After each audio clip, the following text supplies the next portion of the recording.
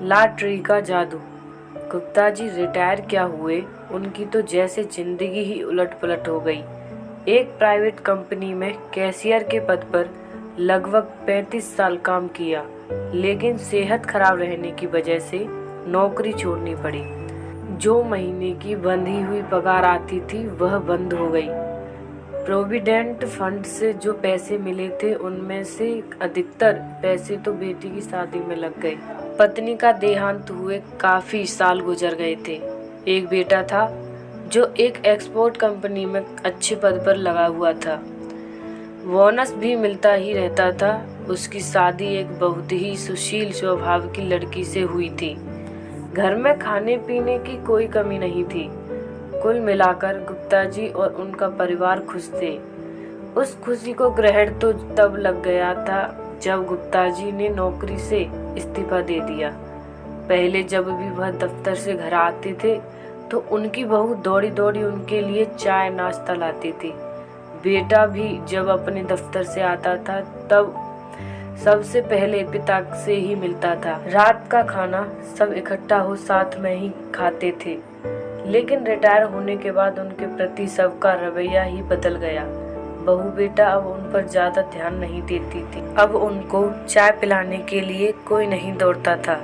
जब तक 2-4 बार मांग नहीं लेते थे तब तक कोई चाय तक नहीं देता था। बेटे ने तो उनसे नजरें मिलाना तक छोड़ दिया था। जब बेटा दफ्तर से घर आता तो उसकी पत्नी दौड़ दौड़ कर उसके लिए चाय नाश्ता लाने में लग जाती। किसी को यह चिंता नहीं होती थी कि गुप्ता जी भी कई बार चाय मांग चुके हैं। कभी बीमार पड़ जाते तो कोई उन्हें डॉक्टर तक न ले जाता। खुद ही धीमे कदमों से चलकर पास के दवाखाने से दवा ले आते। बहू बेटे ने कभी बीमारी तक में उनसे उनका हालचाल नहीं पूछा। वह दोनों तो अपने में ही मस्त रहने लगे। अकेलापन और कमजोरी ने उन्हें तोड़ दिया था। पत्नी की बहुत याद आती, लेकिन उसे याद कर आंसू बहाने के अलावा वह कर भी क्या सकते थे। गुप्ता जी को ऐसा लगने लगा था कि अगर कल उनकी मृत्यु हो जाए तो क्या बेटा उन्हें कंधा भी देगा या कि नहीं। रोज इन्हीं दुख भरी बातों को सोचते हुए न जाने कब उनकी आंख लग जाती। एक दिन वह बाजार से अपनी दवा लेने गई।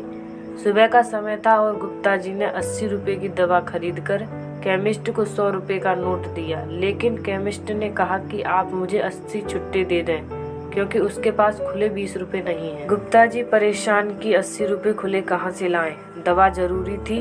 100 रुपए का नोट हाथ में थमा दुकान से बाहर निकले।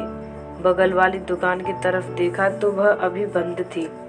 2 कदम आगे एक दुकान खुली देखकर वह उसकी तरफ चल दिए। वहां पहुंचे तो वे लॉटरी के टिकट बेचने की दुकान निकली। सोचा इसी से 100 रुपए खुले करवा लेता हूँ। अंदर कई मेजों पर लॉटरी के रंग बिरंगे टिकट पड़े थे। मेजों के पीछे एक लड़का बैठा था। उसे 100 रुपए देते हुए गुप्ता जी ने खुले रुपए मांगे। उस पर उस लड़के ने एक लॉटरी का टिकट और 80 रुपए गुप्ता जी के हाथ में थमा दिए। लॉटरी का टिकट देखते ही गुप्ता जी ने कहा, बेटे मुझे टिकट नहीं 100 रुपए खुले चाहिए। अरे अंकल, सुबह सुबह खुले कौन देगा? और फिर यह मेरी दिन की पहली टिकट बिकी है, इसे तो मैं वापस नहीं लूंगा। और जेब से उसने 20 रुपए का नोट निकाल उनके सामने कर दिया। आप चाहो तो यह 20 रुपए भी रख लो, पर टिकट वापस न करो। अब गुप्ता जी असमंजस में पड़ गए। टिकट से ज्यादा उन्हें दवा की जरूरत थी, लेकिन जिस शराफत से उस लड़के ने उन्हें 20 रुपए वापस करने चाहे, वह थोड़ा सा मुस्कुराकर टिकट और 80 रुपए लेकर बाहर निकल आए। टिकट जेब में रखी और 80 रुपए की दवा खरीद वह घर चल दिए। घर पहुंच घंटी बजाई तो कुछ देर बाद बहू ने दरवाजा खोला और मुंह बनाते हुए अंदर चली गई। गुप्ता जी भी अपने कमरे में गए और दवा की खुराक लेकर लेट गए।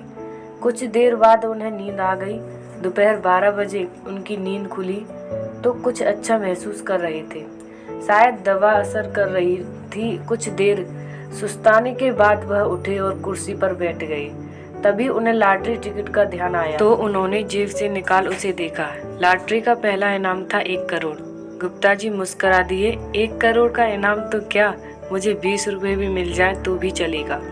खैर ध्यान से देखा तो पता चला कि लॉटरी का रिजल्ट तो कल ही आने वाला था। टिकट को अपने पर्स में रख दिया। दिन बीत गया, रात हो गई और खाना खाकर गुप्ता जी सो गए। कई महीनों बाद उनके सपने में उनकी पत्नी से मुलाकात हुई। पत्नी मुस्कुरा रही थी और सपने में ही गुप्ता जी अपनी नर्क जैसी जिंदगी का टुकड़ा रो रहे थे।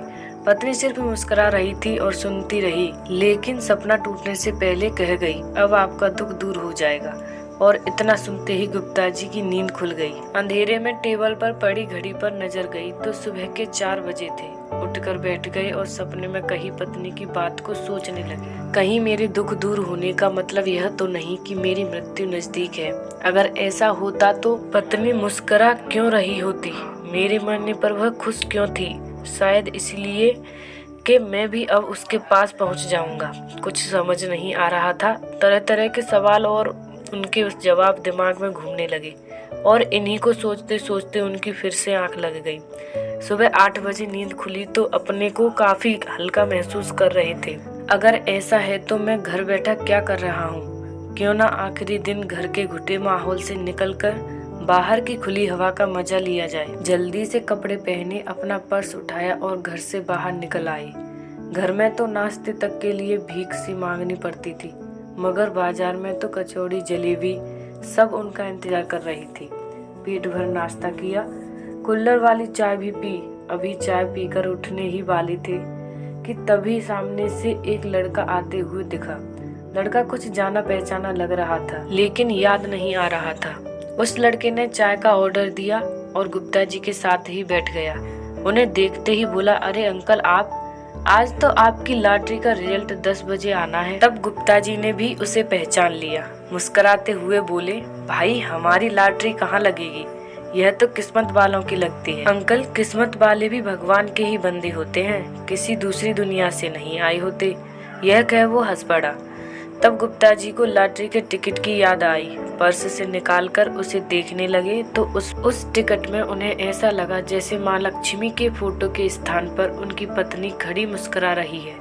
आंखें नम सी हो गईं। 10 बजे ही थे कि गुप्ता जी के कदम खुद ही लॉटरी की दुकान की तरफ बढ़ गए। वहाँ तो अच्छी खासी भीड़ जमा थी। सब रिजल्ट निकलने का इंतजार कर रहे थे और रिजल्ट जब निकला तो बहुत से मासूम होकर वहां से चल दिए। कुछ ही लोग बचे थे। जब गुप्ता जी को देख वह लड़का बोला, अंकल अपना टिकट तो दिखाओ, शायद माँ लक्ष्मी आप पर ही मेहरबान हुई हो। और जब टिकट का नंबर मिलाया गया तो सच में ही गुप्ता जी ने 1 करोड़ का इनाम जीत लिया था। चारों तरफ से लोग गुप्ता जी को बधाइयां दे रहे थे। वह लड़का तो बार बार गुप्ता जी को गले लगा रहा, जैसे कोई बाप अपने बेटे के फर्स्ट आने पर करता है।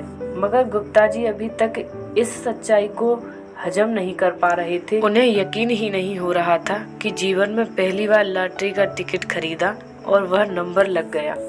आखिर जब लॉटरी वाला बोला कि कैसे उन्हें यह जीता हुआ टिकट लेकर लॉटरी के दफ्तर जाना है, तब उन्हें भी यकीन हो गया कि अब वह करोड़पति हो गए हैं। समझ में नहीं आ रहा था कि जीते हुए 1 करोड़ का वह करेंगे क्या। खैर 1 करोड़ का टिकट ले वह घर पहुंचे ही थे कि उनकी बहू ने बहुत दिनों बाद खुशी से उनके लिए दरवाजा खोला और झुककर उनके पांव छुए। दौड़ी हुई गई और उनके लिए शरबत का गिलास ले आई। नाश्ते में क्या लेंगे यह भी पूछा। कुछ हैरानी तो हुई, फिर गुप्ता जी समझ गए कि लॉटरी जीतने की खबर इसको मिल चुकी है। दोपहर के खाने की टेबल पर तरह तरह के व्यंजन सजाकर बहू ने उन्हें खाने के लिए जिद कर के बैठाया और गर्मा गर्म रोटियां सेक कर उन्हें खिलाई।